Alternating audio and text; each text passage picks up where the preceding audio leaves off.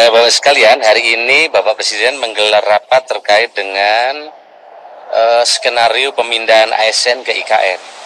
Dan Kemenpan RB kami hari ini diminta memaparkan secara detail terkait dengan rencana pemindahan ASN ke IKN. Kami tadi telah sampaikan ada tahapan pemindahan pemindahan ASN ke IKN, ada jangka pendek, jangka menengah, kemudian masa depan yaitu periode 2030 sampai 2034 dan seterusnya. Nah, Bapak sekalian, kami telah sampaikan tadi terkait dengan penapisan pemindahan KL. Pemindahan kementerian lembaga menggunakan instrumen penapisan untuk menyaring, mengidentifikasi, menseleksi dan menetapkan prioritas kementerian. Nah, penapisan atau penyaringan kementerian lembaga dilakukan runut dan sistematis berjenjang dengan menggunakan instrumen sebagai berikut. Satu adalah terkait pendefinisian peran strategis kementerian lembaga terkait dengan daya saing dan kemandirian ekonomi. Yang kedua terkait dengan identifikasi KL sebagai sistem pendukung pengambilan keputusan atau decision support system dan sebagai strategic enabler yang dan atau sistem pertahanan dan keamanan, dan yang ketiga adalah bentuk resiko. Tapi yang paling penting adalah bahwa Bapak Presiden menyampaikan bahwa pemindahan ibu kota negara ini menjadi langkah strategis yang bukan hanya akan membawa perubahan secara fisik seperti bangunan atau gedung pemerintahan, melainkan juga transformasi pola pikir, budaya kerja, dan dukungan sumber daya manusia.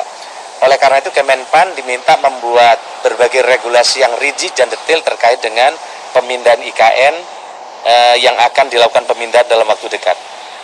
Teman-teman sekalian, kami ingin sampaikan bahwa ada rencana pengisian ASN di IKN terdiri dari 3 hal. Satu, pemindahan dari Kementerian Lembaga ke IKN. Yang kedua adalah pengadaan CPNS khusus IKN tahun 2024. Kami ingin sampaikan kepada teman-teman bahwa sampai saat ini sudah ada formasi 130.341 di instansi pemerintah pusat. Di dalamnya nanti akan ada 600 formasi untuk OIKN. Kemudian 40.021 ini formasi kementerian lembaga yang akan ada di IKN. Nah, berkali-kali saya sampaikan pemerintah akan memberikan afirmasi di formasi 40.000 ini yang akan ditempatkan di IKN, karena nanti yang akan dilakukan proses seleksinya amat sangat ketat dengan sistem CAT, jadi tidak ada satupun yang bisa membantu.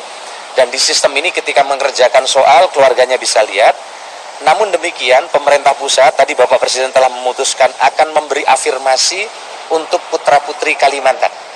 Sehingga dengan demikian tadi telah diputuskan untuk tahap awal akan ada afirmasi 5% untuk putra-putri Kalimantan terbaik menjadi bagian dari 40.000 formasi ASN yang akan dibuka di Juli Agustus nanti.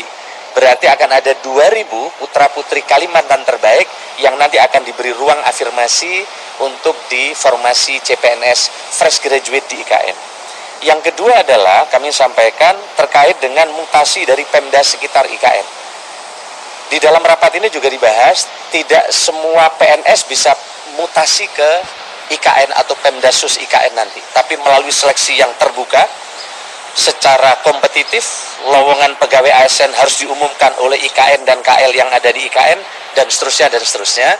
Ini supaya mereka yang pindah atau mutasi dari Pemda sekitar Kalimantan juga terdiri dari ASN yang berkualifikasi tinggi, talenta digital multitasking yang bisa memberi layanan secara digital dan sebagaimana standar sistem pemerintah berbasis elektronik.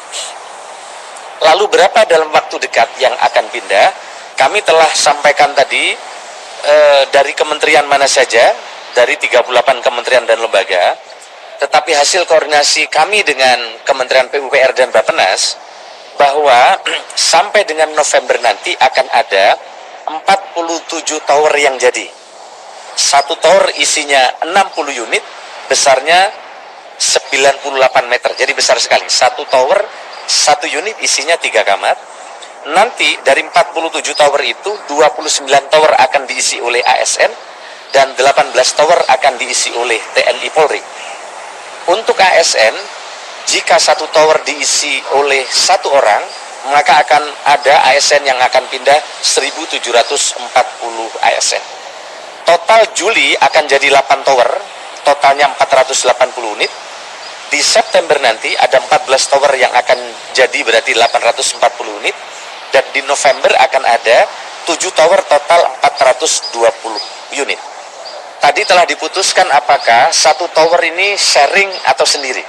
Nah, tadi Pak Presiden telah memutuskan khusus untuk eselon 1 akan dihuni sendiri, terutama mereka yang sudah berkeluarga. Dan yang berikutnya bagi mereka yang belum berkeluarga, maka satu tower, satu unit itu terdiri 3 kamar cukup besar akan diisi oleh 3 ASN.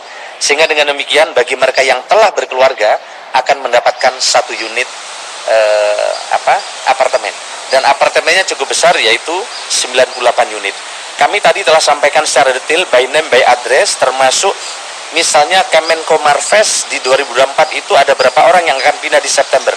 Oh, ada 43, November 17, totalnya 60, dan seterusnya dan seterusnya. Jadi kami telah buat skenario secara lebih detail, termasuk tadi ruang kerja bersama di 4 gedung Kemenkeu tadi juga telah kita bahas dengan Pak Menteri PR. Misalnya di Kemenko 1 nanti akan berkantor 8 menteri, JPT Madianya 21 orang, JPT Pratama 100 orang, dan seterusnya dan seterusnya.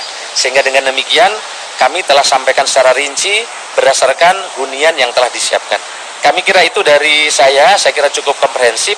Namun yang jauh lebih penting ini tadi kami sampaikan bagaimana dukungan digitalisasi sistem pemerintahan di OIKN nanti. Yang ini menjadi bagian pekerjaan bersama antara KL dengan OIKN. Saya kira ini dari saya, terima kasih.